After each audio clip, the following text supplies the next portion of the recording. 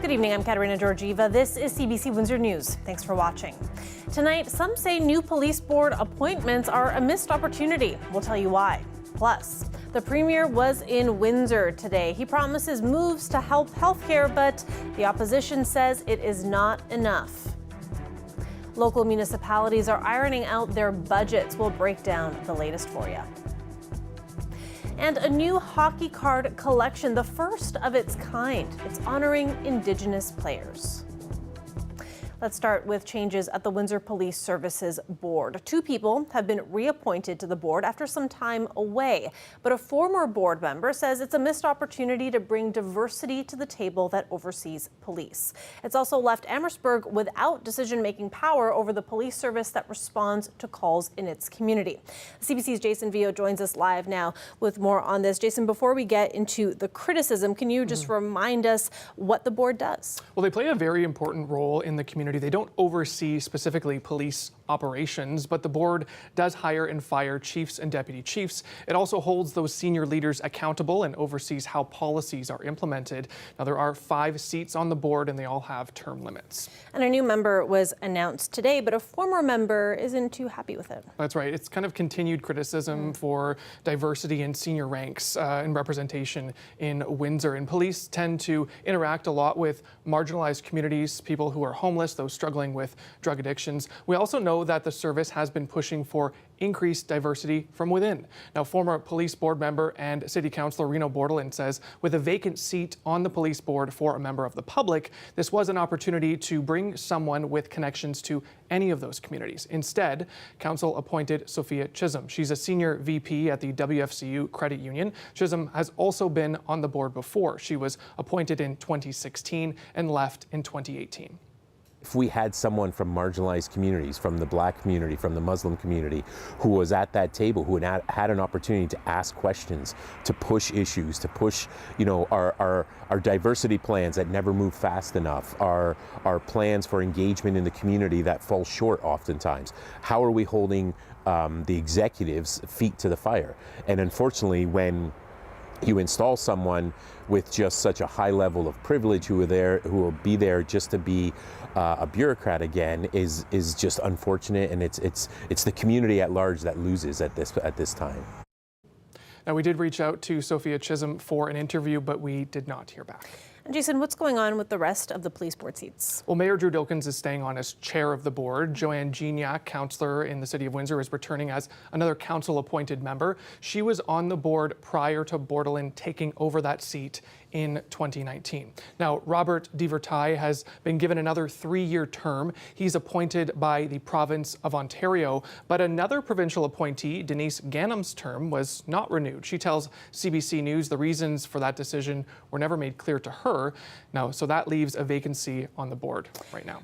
And what about Amherstburg's seat at the table? Well, that's still there, but in a bit of a different role. So only in an advisory role will someone from Amherstburg sit on the Police Services Board. Now, when Windsor started policing Amherstburg in 2019, then Mayor Aldo DiCarlo had a voting seat at the board. Now, council gave that voting seat to Chisholm. So Amherstburg's new mayor, Michael Prue, will be at the board meetings as an advisor. And he says he's not happy about it. We thought we would be able to influence the vote. Now we're going to have to argue by persuasion what Windsor Police should do to assist the town. Now, Windsor and Amherstburg signed a 20-year policing contract in 2019, but Prue said in the coming weeks the community will be having discussions about whether or not they want to continue that relationship. He tells me that was not prompted by this recent change. Thanks for this, Jason. Appreciate it. Premier Doug Ford and Health Minister Sylvia Jones were in Windsor today. Ford announced new plans to attract healthcare workers to the province. We'll get into those details in a moment, but his first order of business, a $30 million promise to bring new equipment to Windsor Regional Hospital. The CBC's Dale Molnar reports. I think we're coming up on our 2nd year with these, so it's been a big implementation for our hospital. Premier Doug Ford and Health Minister Sylvia Jones get a demonstration of a workstation on wheels used for electronic charting of patients. The money announced today will provide another cath lab table for angioplasty and angiograms. Those allow doctors to put stents into arteries to open them up. Our goal is simple. Whether it's an emergency in the middle of the night or a problem that's been bothering you for years, no matter where you live, we want to connect you to more convenient care closer to home. They are currently doing about 2,000 cardiac catheterizations a year at Windsor Regional Hospital, but the second table will almost double that. And it means patients won't have to go elsewhere for the treatment. Because right now with one table in the cath lab, if that table goes down, even for general maintenance, we have to send all the patients to London or Detroit. Last year, they had to send between 40 and 70 patients to either London or Detroit. Mouche says sending patients to Detroit costs the healthcare system about 4 times what it does to do it here. Heart patient Mike Jones is happy with the announcement. And I think once they get this new equipment in there, they're going to be working miracles in this community. Then we're going to see great things happen. The money will also go to funding a 4th radiation bunker, which is used to provide radiation treatment for cancer patients. The 4th bunker should allow them to treat 500 more patients per year. We all know that there's a crisis in healthcare in Ontario. Incoming Ontario NDP leader Marit Stiles was in Windsor today. Despite the announcement today, she still feels the government's plans to use private clinics for some procedures will siphon off staff from the public system. You can build all the beds and you can build all the buildings you want, but unless you're actually investing in a way to actually bring and support and keep our healthcare workers in our hospitals and in our public healthcare system, there's going to be nobody to treat patients. We're building either brand new hospitals or additions, 50 locations throughout Ontario. We're putting in excess of $40 billion in there. We're hiring more nurses. We're building universities for students to become a doctor. Hospital CEO David Mouche also says the province will be providing more beds for the cath lab patients who aren't outpatients. Tenders on the work for the cath lab will go out in April, and the new cath lab table should be ready to go 12 to 18 months after that. The new radiation bunker should be ready by September. Dale Molnar, CBC News, Windsor. And we'll have more on what came out of Ford's visit later in the program. But first, we are in the thick of budget season right now. Tecumseh Council has approved its 2023 budget. Taxes are going up. The average homeowner will pay $122 more this year. Mayor Gary McNamara called it a difficult budget, but says it still provides services taxpayers rely on. LaSalle Council is working on a budget right now. Homeowners are looking at a 5.2% increase, and that's largely because of inflation. They'll host a budget meeting on Wednesday night at the Volmer Centre to go over all the details. And Windsor's budget won't get approved until April. City staff have also proposed a 5.2% increase. Council will meet all next week to go over the budget in detail with city staff, and that's expected to start on Monday. The U.S. government is about to hit its debt ceiling, reaching the $31.4 trillion borrowing limit to pay the bills. But some lawmakers don't want to raise it until changes are made about future spending. Set a budget, set a path to get us to a balanced budget, and let's start paying this debt off and make sure the future generation has as many opportunities as we do. This standoff between the Republican-controlled House and President Joe Biden's Democrats is raising fears of an economic crisis. It's prompted the Treasury to begin to take extraordinary accounting steps to avoid default. The debt ceiling has been raised about 80 times since the 1960s. A similar crisis in 2011 saw job cuts, stock prices drop, and borrowing costs go up. Hollywood star Alec Baldwin is going to be charged with involuntary manslaughter in connection with a fatal shooting on the set of his movie Rust. That announcement came in a release from the district attorney in Santa Fe, New Mexico today. So my understanding, you were in the room when someone was shot? Holding the gun, yeah. Okay, alrighty. What do you need? It happened in October 2021. A gun that Baldwin was using discharged during a rehearsal. The shot wounded the film's director, Joel Souza, and killed cinematographer Helena Hutchins. She died in hospital. A weapons specialist has also been charged. Because the incident involved a firearm, the maximum sentence could be up to 5 years in jail and a $5,000 fine. Baldwin was the star and a co-producer of the film. In a surprise announcement, New Zealand's Prime Minister Jacinda Ardern says she is stepping down next month. An emotional Ardern says her 6 years in office have taken their toll. And so today I'm announcing that I will not be seeking re-election. Elected at the age of 37, she was the country's youngest leader in more than a century, but says she no longer has enough in the tank to lead the country. During her tenure, she is best known for skilled crisis management, including cracking down on assault-style weapons after shootings at 2 mosques in Christchurch.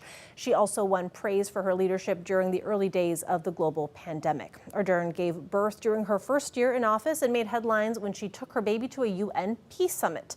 World leaders are sending out tributes and praise, including Prime Minister Justin Trudeau.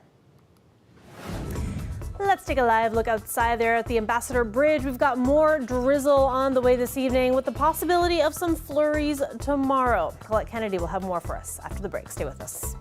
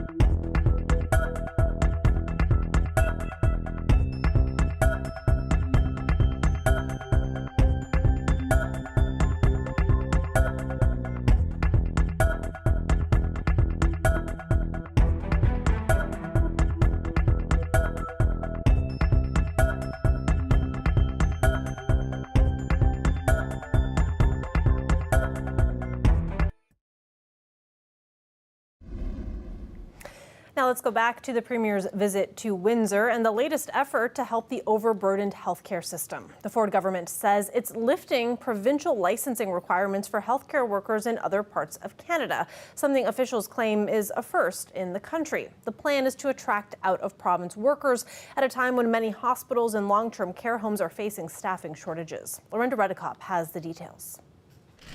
Today, Premier Doug Ford made a sales pitch to healthcare workers in other parts of Canada. If you've been thinking of making Ontario your new home, now's the time to make that move.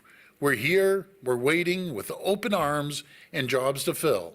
He says the government will introduce legislation next month, so nurses, doctors, and other healthcare workers won't first need a separate license to practice in Ontario. His office says for nurses, they'll need to get a license within 12 months, but can work right away. You won't have to go through any bureaucratic red tape. You arrive here with your credentials. We'll find a job immediately for you. According to the College of Nurses, they make a decision on registering nurses from other parts of the country within 30 days of receiving a completed application.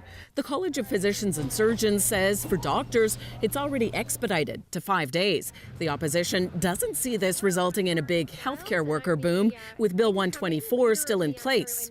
This is a government that is actually at this very moment taking healthcare workers to court to try to suppress their wages. So that doesn't sound like a great invitation to Ontario to me. Unless we enable competitive compensation here in Ontario, nurses will not come here, and in particular, RNs will not come here. Looking at how many are coming from other provinces now, according to the College of Nurses, as of January 1st, there were just 195 nurses from other provinces in the queue to be registered. The number of international nurses waiting was much larger, more than 6,000. The government has already made it easier for them to practice. The Ontario Medical Association wants international doctors approved to work here. A first step would be to license those internationally trained physicians that are already here in Ontario. We do know there are many of those doctors who want to work in Ontario, but are coming up against a long bureaucratic process that could be expedited. The government also plans to add legislation to allow healthcare staff to work outside their regular responsibilities, as long as they have the skills and judgment to do so. It's still not clear exactly what this would include. We're waiting for details on that. Lorenda Redekop, CBC News, Toronto. In 2019, we first told you about a small Newfoundland community that has been living with a stench from a long-closed manufacturing facility. People in St. Mary's have concerns about potential health impacts of the decades-old rotting seafood sauce inside. CBC filed an access to information request nearly 4 years ago to try to find out more. And now we finally have some answers. Rob Antle has the details. A breathtaking view that can take your breath away, quite literally. We can't even open our windows. It's bad, really bad. The smell is just unbearable. This plant used to manufacture fish sauce. It hasn't operated in about 20 years, but vats of the sauce have been fermenting ever since, enveloping parts of the community in a foul odor. Perhaps worse than the smell lingering around town are the unanswered questions lingering too. Because we don't know what we're dealing with. We've uncovered some old testing results that have sparked some new concerns about what's inside the abandoned plant behind me. 4 years ago, the CBC filed an access to information request. Now some answers. And we're showing the town's mayor what we've learned. Why don't you get to have a look at that? After reports of effluent flowing into the ocean in 2016, the Federal Environment Department swooped in. They found that when fish were exposed to the substance, it killed them within 15 minutes, described as acutely lethal. All this is news to the mayor. It never came to the town to let us know how toxic this really is to fish and the environment. Like, This is not right. That leak was fixed, but news of the test results has renewed concern. Well, if it's killing fish, what's it doing to the people that's living here? You know, something got to be done, my God. Environment Canada says its responsibility was to protect the fish, which it did when the pipe was sealed. It steered questions about health and odor to the province, who confirmed the town did put in a funding request for cleanup, but that request did not meet the necessary criteria. It adds the plant owner is responsible for cleanup. But the company dissolved 17 years ago, and the owner hasn't been heard from in years. The mayor says it's time for action. We know what's here now. Let's just go and clean it up.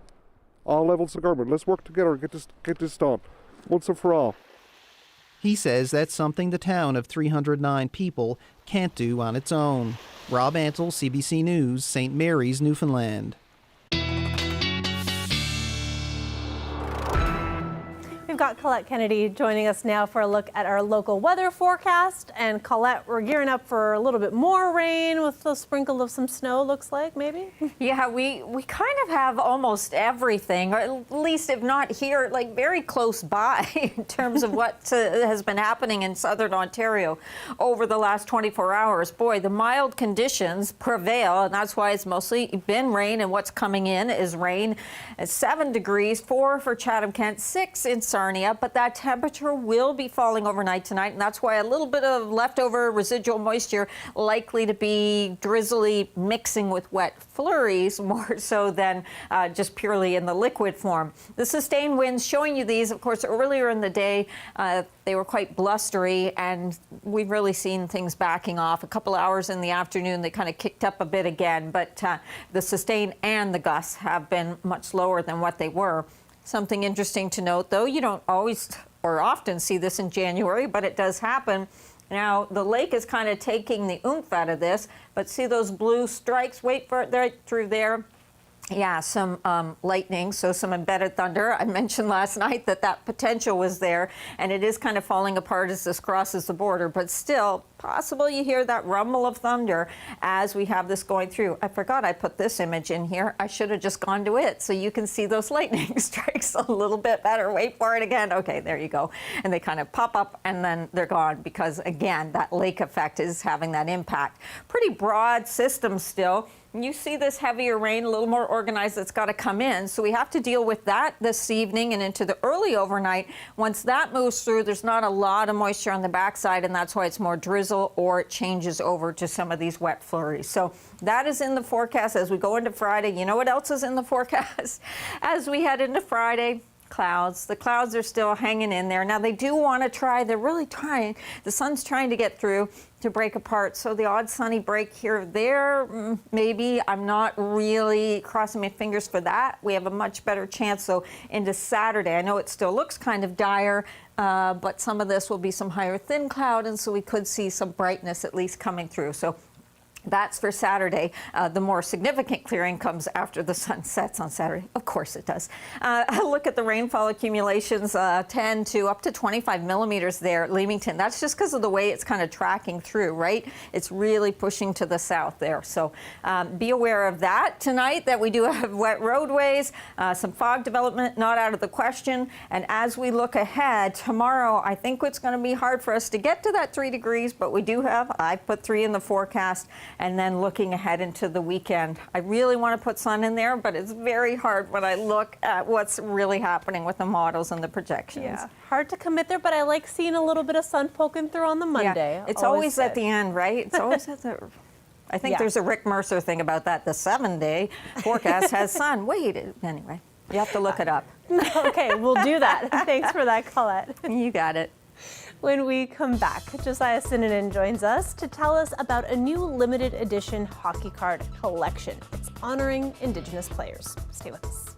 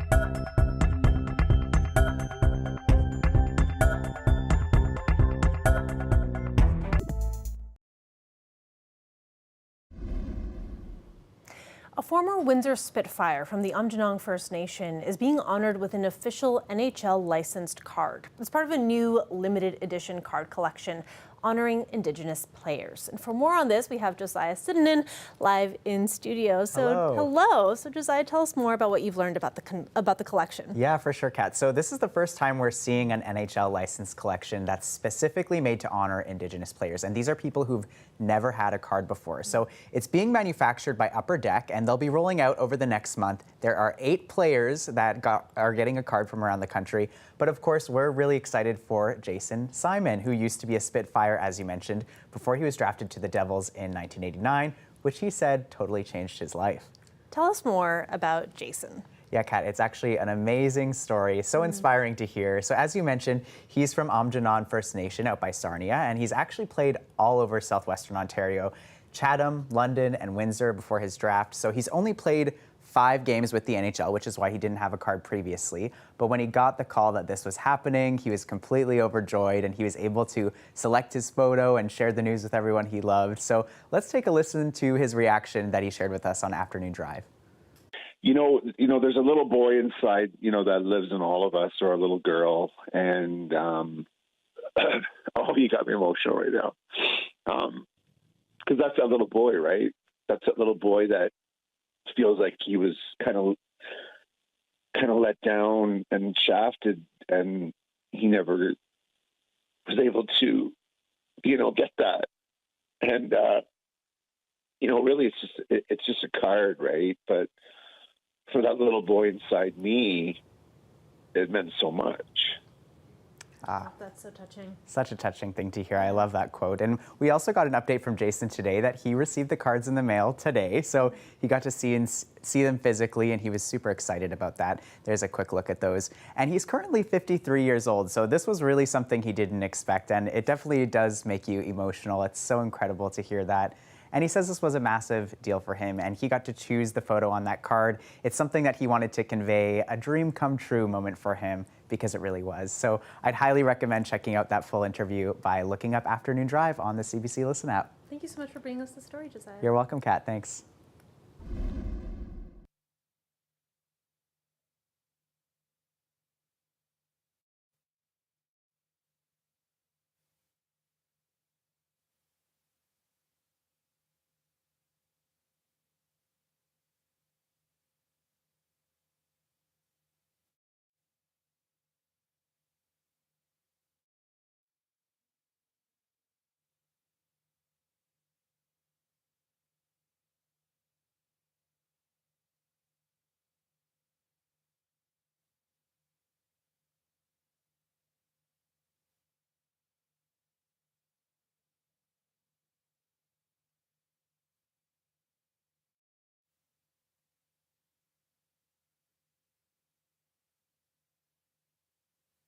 Hey folks, we were having some technical issues. Just checking if this is working. Yes, this is working now. We're looking at here, the City of Windsor wants to have an official board. It'll be taking nominations. You can submit them at bestofwindsoressex.com.